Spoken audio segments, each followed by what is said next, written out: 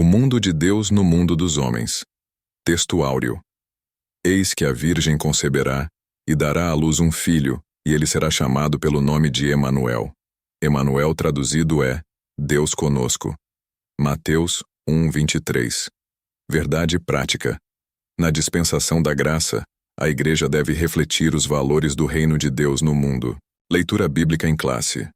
Mateus 1:21-23. Gálatas 4:3-7. Mateus 1:21. E ela dará à luz um filho, e lhe porás o nome de Jesus, porque ele salvará o seu povo dos seus pecados. 22. Tudo isso aconteceu para que se cumprisse o que foi dito da parte do Senhor pelo profeta, que diz. 23. Eis que a Virgem conceberá e dará à luz um filho, e ele será chamado pelo nome de Emanuel. Emanuel traduzido é Deus conosco. Gálatas 4:3. Assim também nós, quando éramos meninos, estávamos reduzidos à servidão debaixo dos primeiros rudimentos do mundo. 4. Mas, vindo a plenitude dos tempos, Deus enviou seu Filho, nascido de mulher, nascido sob a lei. 5. Para remir os que estavam debaixo da lei, a fim de recebermos a adoção de filhos. 6. E porque sois filhos, Deus enviou aos nossos corações o Espírito de seu Filho, que clama, Abba, Pai. 7. Assim que já não és mais servo, mas filho. E se és filho, és também herdeiro de Deus por Cristo. Introdução. As Escrituras revelam que haverá um futuro reino literal, porém, na presente dispensação da graça, esse reino é espiritual.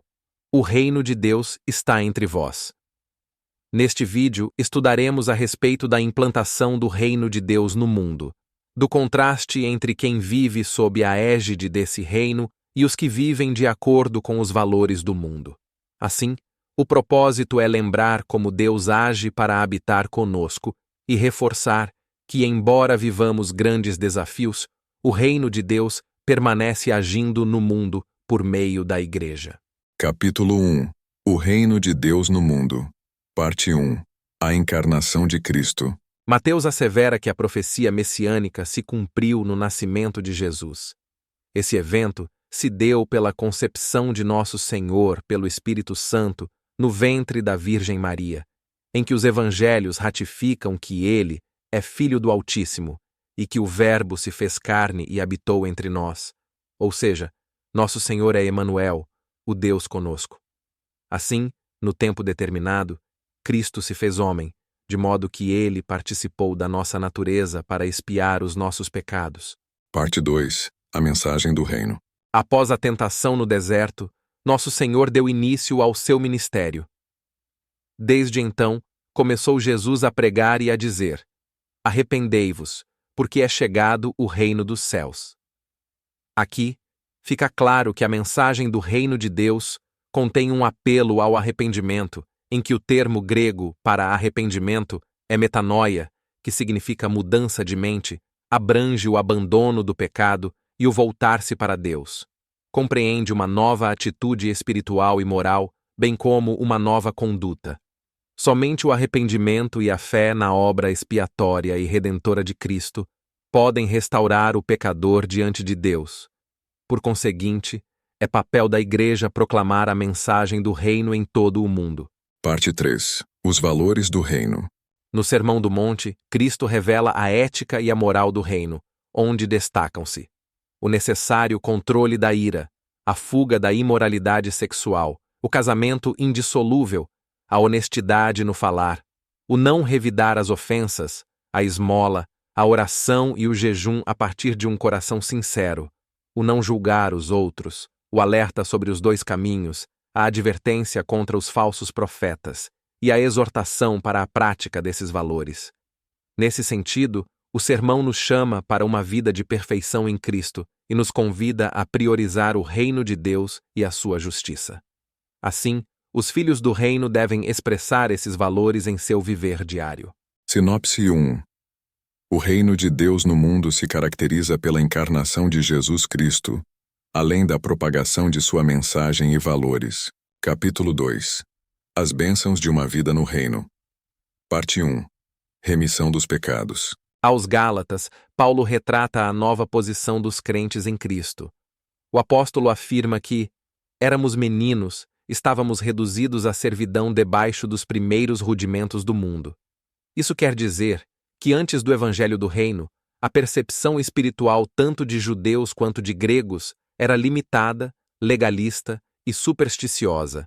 Entretanto, no tempo assinalado, Deus enviou seu Filho, nascido de mulher, nascido sob a lei, para remir a humanidade da escravidão do pecado. Desse modo, a morte expiatória de Cristo libertou o homem da maldição da lei e da potestade das trevas. Assim, como pecadores, outrora escravos e agora perdoados, fomos elevados à condição de filhos por adoção e herdeiros de Cristo. Parte 2. Adotados e herdeiros de Cristo. Noutro tempo, éramos estranhos e inimigos, mas agora somos filhos reconciliados em Cristo. Deus concedeu aos filhos a dádiva de um novo nome e uma nova imagem, a imagem de Cristo. Como resultado de nossa adoção, agora como filhos, somos também herdeiros de Deus por Cristo. Nessa herança estão inclusas as promessas a Abraão e a vida eterna. Ao ser aceitos, fomos transformados em filhos para o seu louvor e glória. O propósito da remissão de pecados, a filiação e a herança, não tem outro alvo senão louvar e glorificar a Deus. Portanto, a Igreja nunca terá glória em si mesma. Toda a glória é exclusivamente tributada para Deus por intermédio da obra de Cristo. Assim, a Igreja é o campo onde se exterioriza o reino de Deus aqui no mundo. Sinopse 2. A remissão do pecado, a adoção e o tornar-se herdeiros de Cristo são bênçãos de uma vida no reino. Capítulo 3. Os males de uma vida no mundo. Parte 1. A escravidão do pecado. A Bíblia assevera que aquele que comete pecado é servo do pecado. Isso significa que o ser humano é escravo daquilo que o controla, pois o pecado torna o homem incapaz de aceitar a palavra de Deus. Além disso, a soberba o impede de reconhecer a própria escravidão. Subjugado pela carne, o pecador se entrega à desonestidade, injustiças, glutonarias, álcool, nicotina e demais vícios. É o retrato de uma vida miserável, sem paz de espírito, que trilha o caminho das trevas e necessita de urgente libertação. Parte 2. Filhos da ira e condenação eterna. As Escrituras enfatizam que os homens escravizados pelos desejos e pensamentos da carne são, por natureza, filhos da ira. Refere-se à inclinação em satisfazer as paixões e praticar o mal inerente ao homem não regenerado. As inclinações carnais, a impureza, a avareza, a idolatria, entre outros, resultam na ira de Deus sobre os filhos da desobediência. Por isso, nosso Senhor ensinou que aquele que não crê já está condenado.